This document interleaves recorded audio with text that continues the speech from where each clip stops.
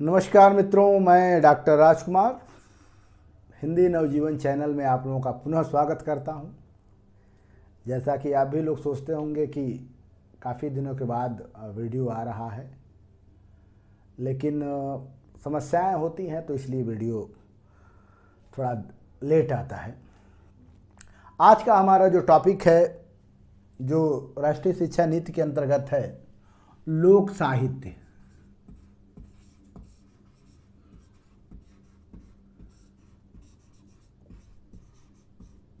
लोक साहित्य बहुत चर्चित है और लोक साहित्य की आज हम लोग परिभाषा समझेंगे, लोक साहित्य का अर्थ समझेंगे, लोक साहित्य की विशेषता समझेंगे।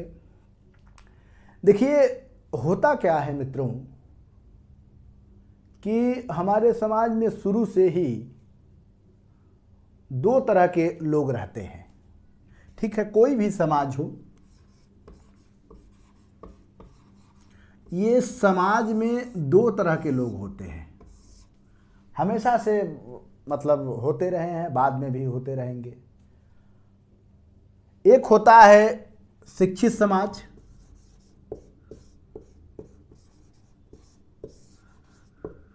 और दूसरा होता है अशिक्षित समाज।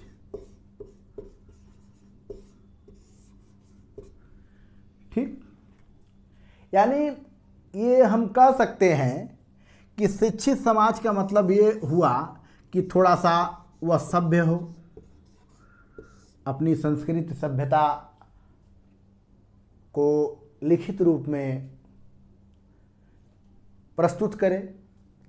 और अशिक्षित जो समाज होता है थोड़ा सा असभ्य होता है। अब असभ्य का गलत अर्थ मत निकालिएगा, ठीक है। तो ये सदियों से चला आया है। जैसे मान लीजिए कि जब संस्कृत साहित्य का उद्भव हुआ था तो पहले वैदिक साहित्य आई थी, वैदिक साहित्य के बाद लौकिक साहित्य आई थी, फिर पाली आई थी, फिर प्रकृत आई थी, फिर अभ्रंश, मतलब इस तरह भाषाओं का विकास हुआ था। तो होता क्या है कि जैसे जो शिक्षित समाज होता है इसकी एक अपनी भाषा होती है जो व्याकरण से बधी होती है, और जो अशिक्षित समाज होता है यह त्रुटि फ्रूटी जैसे बोलियों में बोलता है। वो अपनी एकदम कह सकते हैं कि प्रकृति अवस्था में जीता है।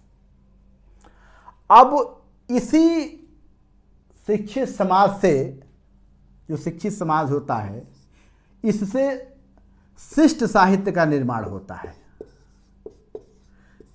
मतलब शिष्ट का मतलब हो गया कि सभ्य साहित्य का निर्माण होता है। ठीक है, ये क्या होता है? लिखित होता है, क्रमबद्ध होता है, रचनाकार ज्ञात रहते हैं। उदाहरण तौर पे जैसे हम लोग ले सकते हैं कि अगर हम लोग हिंदी साहित्य जब पढ़ते हैं तो हिंदी साहित्य में देखिएगा आदिकाल आता है,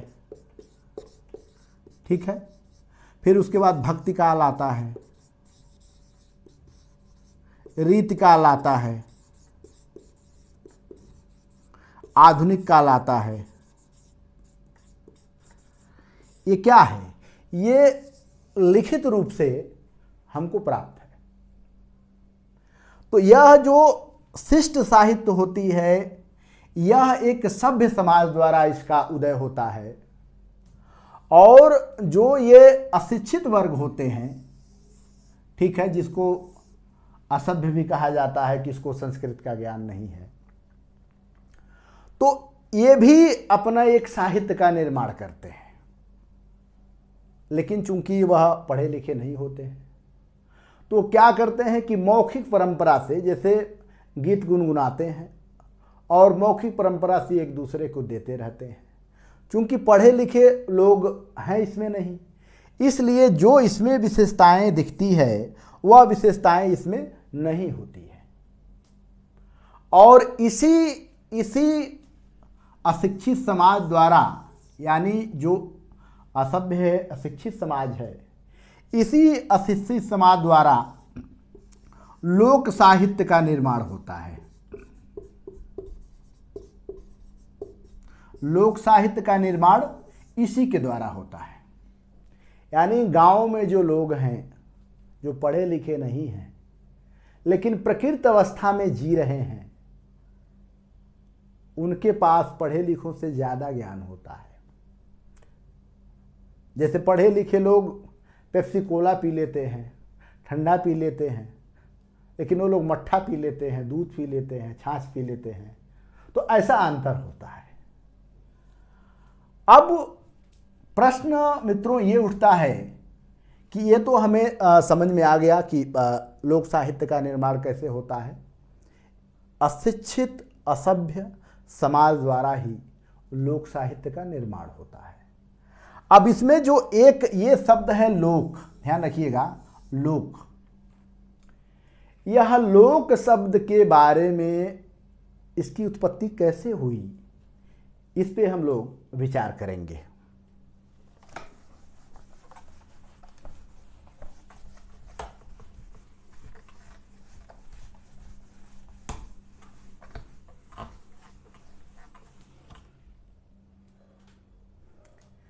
देखिए, जो लोक शब्द है, लोक, ठीक है, साहित्य, तो ध्यान रखिएगा लोक और साहित्य ये दो अलग अलग शब्द हैं। तो हम लोग पहले लोक का अर्थ समझेंगे कि लोक होता क्या है। लोक शब्द की अगर यह इसके बारे में बात करें कि लोक शब्द सबसे पहले कहाँ मिलता है, तो लोक शब्द सबसे पहले ऋग्वेद में मिलता है। कहाँ मिलता है? ऋग्वेद में।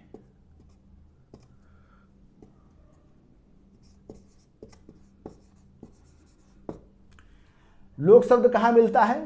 ऋग्वेद में मिलता है, ठीक है।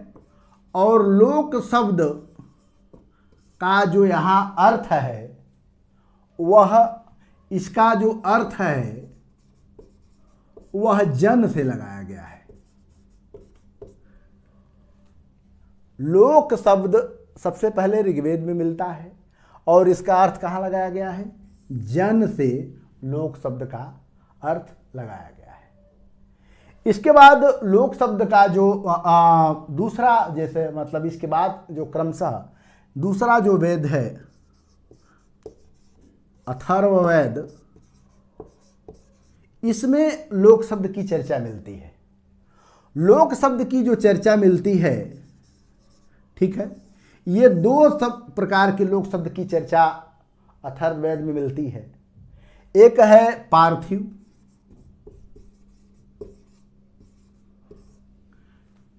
और दूसरा है दिव्य।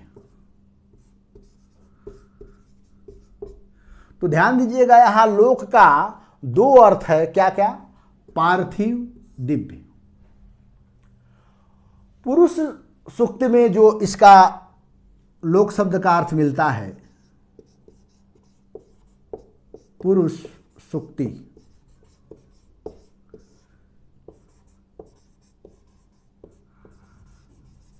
पुरुष सूक्त में जो लोक शब्द का अर्थ मिलता है, वह दो अर्थ यहां भी मिलता है। क्या क्या मिलता है? स्थान और जीव। स्थान, जीव। उसके बाद अगर इन तीनों के बाद हम देखते हैं कि लोक शब्द की उत्पत्ति कैसे होती है, तो लोक धातु में, लोक, ठीक है, लोक धातु में जो लोक है, ठीक है, यह संस्कृत के लोक दर्शने शब्द से बना है। किससे? संस्कृत के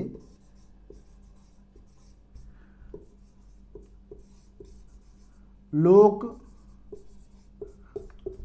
दर्शने, याद रखिएगा, संस्कृत के लोक दर्शने, ठीक है, संस्कृत के लोक दर्शने में ये धातु में घन,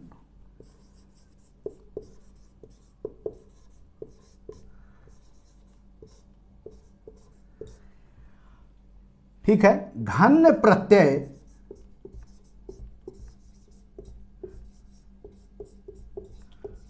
लगाने से इसका निर्माण होता है।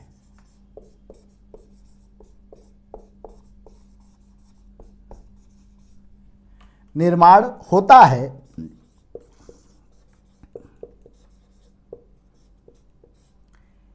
जिसका अर्थ क्या है?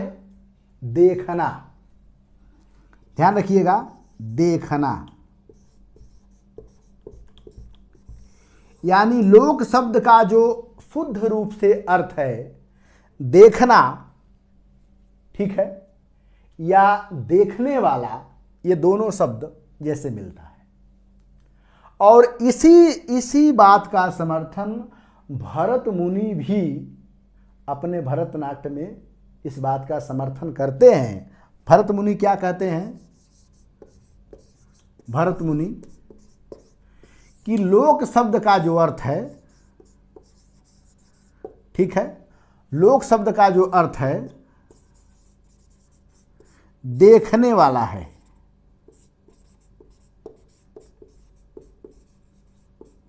तो ध्यान रखिएगा मित्रों, लोक शब्द का अर्थ क्या होता है? देखने वाला होता है। इतनी बातें मतलब आप लोगों के जेहन में बैठ जाना चाहिए।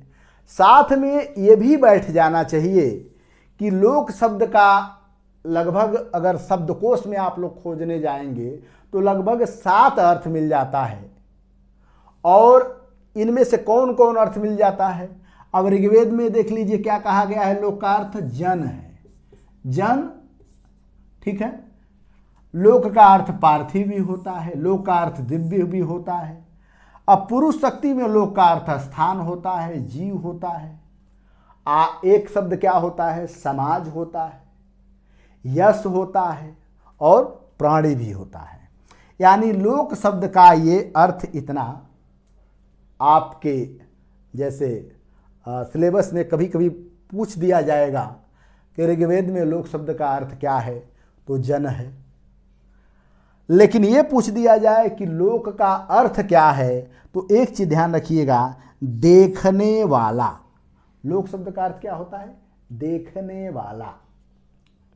यानी जो समाज को देखता है और समाज को देखने के बाद अपने मूल स्वभाव में जैसे समाज को देखता है वैसे कहता है, ठीक है, वही साहित्य लोक साहित्य के अंतर्गत आती है। अब इसके बाद 3 चीज हमेशा ध्यान रखिएगा कि लोक का अर्थ प्रायः बार बार पूछा जाता है। तो कभी ऋग्वेद से पूछ दिया जाता है, कभी अथर्ववेद से पूछ दिया जाता है, कभी पुरुष सूक्ति से पूछ दिया जाता है। तो ये भी ध्यान रखने की जरूरत है। अब इससे हटके थोड़ा सा हम ये जानें कि जो लोक शब्द जो अंग्रेजी का रूपांतर है, बात समझिएगा, तो वह अंग्रेजी का रूपांतर लोक में किस नाम से है? ऐसा माना जाता है कि जो अंग्रेजी शब्द है, अंग्रेजी शब्द क्या? फोक, ठीक, इसमें एल साइलेंट है। तो अब यहां जो फोक शब्द है, फोक शब्द अंग्रेजी का रूपांतर है। फोक शब्द किसका रूपांतर है? ये अंग्रेजी का रूपांतर है और इसका अर्थ भी लोक होता है, ठीक है। और अंग्रेजी साहित्य का जब हम लोग देखेंगे कि अंग्रेजी शब्द जो फोक है, फोक को कितने अर्थों में लोगों ने देखा है, तो 3 अर्थों में लोगों ने देखा है। वह कौन कौन अर्थ है? एक अर्थ है लोक, जन, ग्राम। लोक, जन, ग्राम। यानी जो लोक जिसको हम लोग फोक कहते हैं, इसी फोक का 3 अर्थ है। कौन? एक लोक हो गया, दूसरा जन हो गया और तीसरा ग्राम हो गया। यानी फोक शब्द का यहां 3 अर्थ निकला है, लोक, जन, ग्राम।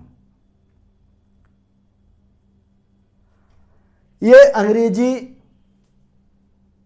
का फोक शब्द की रूपांतर की हम लोग चर्चा करते हैं।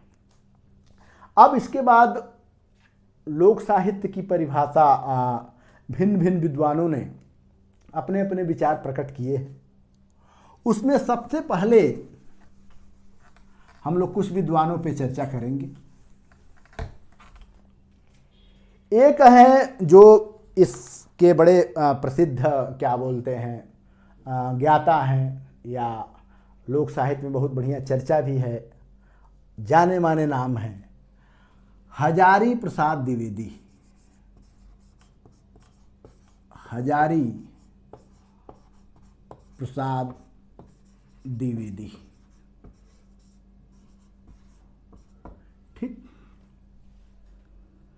हजारी प्रसाद द्विवेदी जो हैं क्या कहते हैं कि लोक शब्द का अर्थ जनपद या ग्राम में नहीं है। लोक शब्द का अर्थ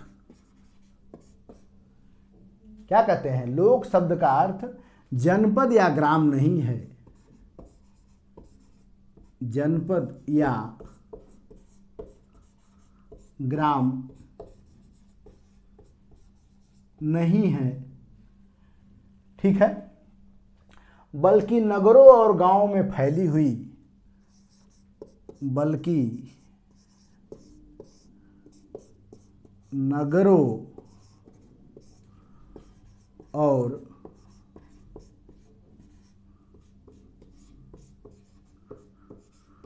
गांवों में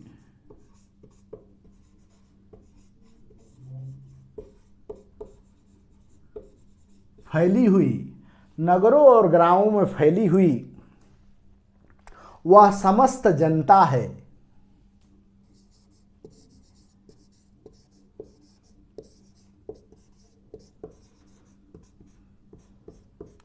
वह समस्त जनता है, ठीक है, जिसका व्यवहारिक ज्ञान का आधार पोथियां नहीं है। जिसका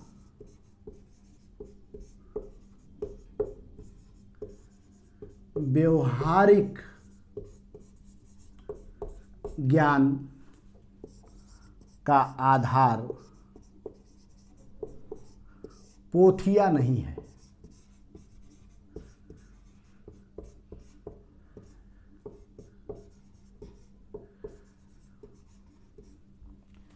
ठीक है, एक चीज थोड़ा सा इसमें, लाल वाला पेन यहाँ है, एक चीज इसमें ध्यान दीजिएगा कि लोक शब्द का जो अर्थ हजारी प्रसाद द्विवेदी निकालते हैं वह क्या निकालते हैं, लोक शब्द का अर्थ जनपद या ग्राम नहीं है। विरोध कर रहे हैं कि जनपद ग्राम नहीं है, बल्कि नगरों और गांवों में, ये नहीं कि केवल गांव में ही, नगरों और गांवों में फैली हुई वह समस्त जनता है जिसका व्यवहारिक ज्ञान, ध्यान रखिएगा, व्यवहारिक ज्ञान, वो पढ़ लिख के नहीं अपना व्यवहार, पढ़ने लिखने के बाद वो अपना ज्ञान नहीं, वो अपने अनुभव से सीखे हुए ज्ञान है। कौन? व्यवहारिक ज्ञान का आधार पोथियां नहीं है, यानी किसी वह किताब से नहीं पढ़े हैं, बल्कि वह उनका जो ज्ञान है वह किससे है, वह ज्ञान व्यवहारिक ज्ञान है और पोथियों के आधार पे नहीं है, बल्कि मौखिक के आधार पे है, सुना सुनाई आधार पे है। एक विद्वान है डॉक्टर कृष्णदेव उपाध्याय, डॉक्टर कृष्णदेव उपाध्याय, ये बहुत अच्छे लेखक हैं और इनका लोक जनजीवन में बहुत बढ़िया शोध है। ये क्या कहते हैं, सभ्यता के प्रभाव से दूर रहने वाली, सभ्यता के प्रभाव से दूर रहने वाली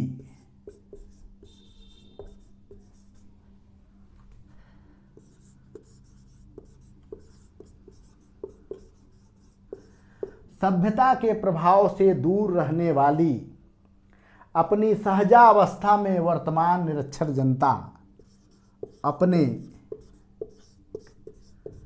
सहजा अवस्था में वर्तमान में जो निरक्षर जनता है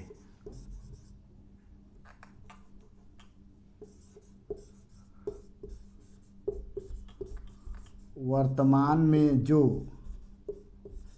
निरक्षर, ध्यान रखिएगा निरक्षर कह रहे हैं, निरक्षर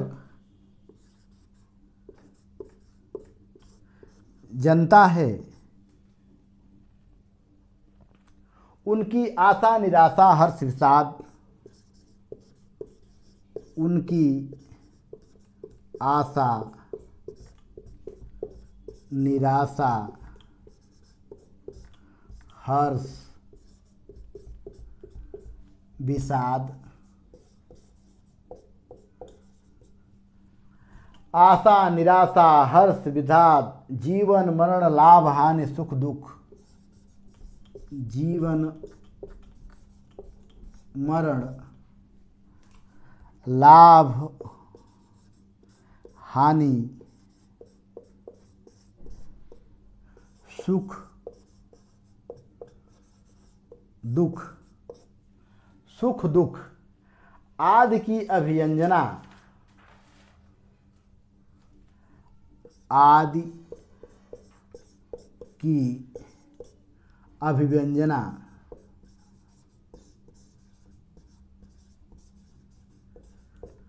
आदि की अभिव्यंजना साहित्य में प्राप्त होती है,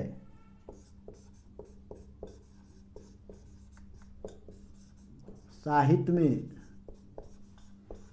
प्राप्त होती है,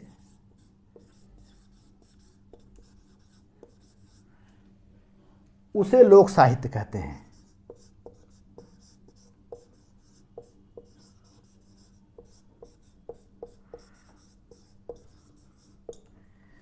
कम से कम दो विद्वानों का हम लोग विचार यहाँ पे जान ले। कृष्णदेव क्या कहते हैं? सभ्यता के प्रभाव से दूर रहने वाली, जो सभ्य अपने आप को मानते हैं, ऐसे लोगों की चर्चा वो नहीं कर रहे हैं।